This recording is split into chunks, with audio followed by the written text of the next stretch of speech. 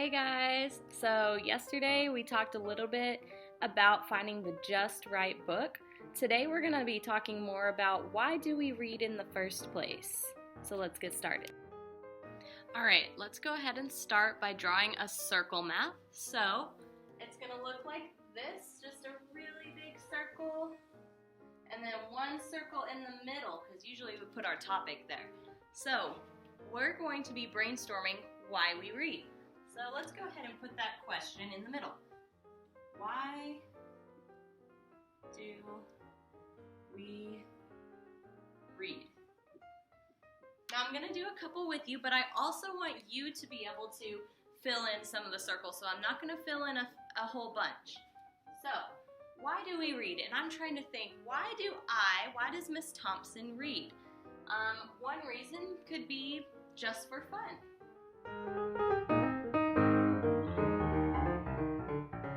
Another reason may be to solve problems. Maybe I'm not sure how to solve something or how to make something, and I need to find a solution. So I'm going to write solve problems. Another reason that I read, especially when I was in high school and college, middle school, was to be able to study. My teachers would give me different articles or pages in a textbook for me to be able to study so I could be ready for class.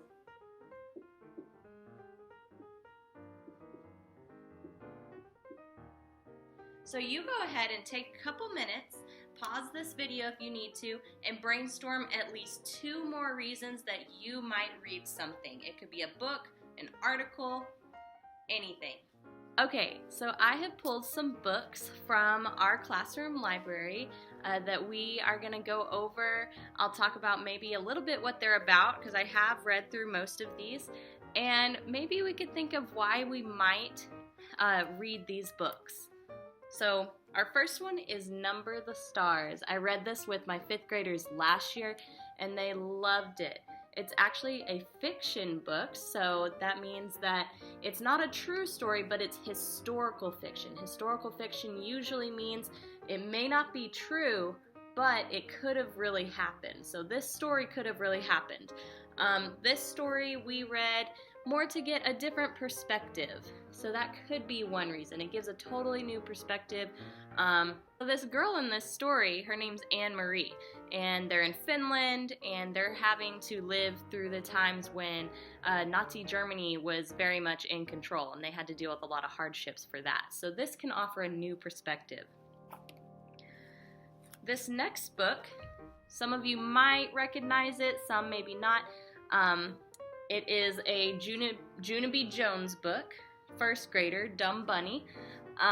This book is really just for a good laugh. If I want to read a short book and laugh, Junabe is a hilarious little girl.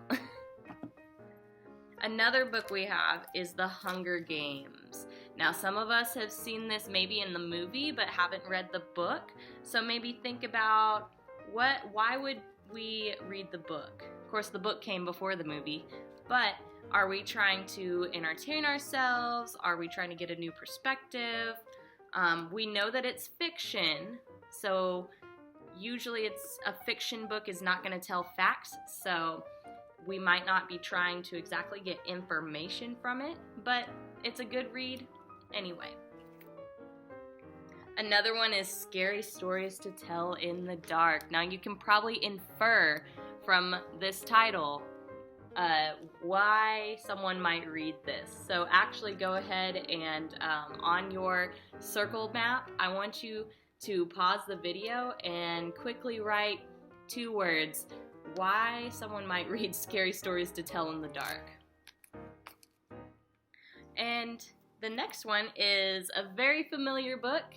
This is the 2nd book. I want you to go ahead and also write down why you think someone might read this book and put a star next to it. Put a star next to our Scary Stories book too, so I can tell that those are your answers whenever you submit your photo. Another one is I Have a Dream. It's a biography.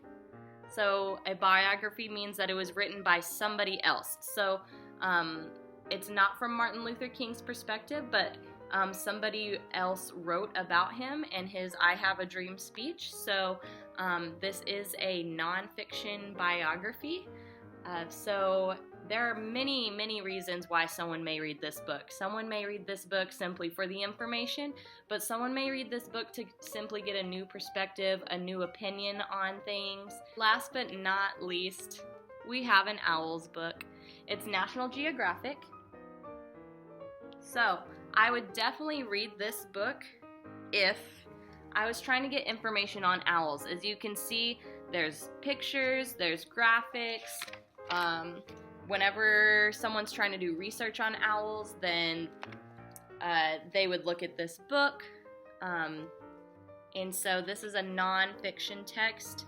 It's probably going to give a lot of information, but other people have other reasons for reading this book. Alright friends, we are done with that lesson today. It was pretty short. I only need you to do two things, is answer the exit ticket below this video, and then also upload a screenshot if you drew your circle map digitally, or take a picture of what you have on your notebook paper and submit that so that I can see your brainstorming. And remember to put a star next to your answers for this book and for this book.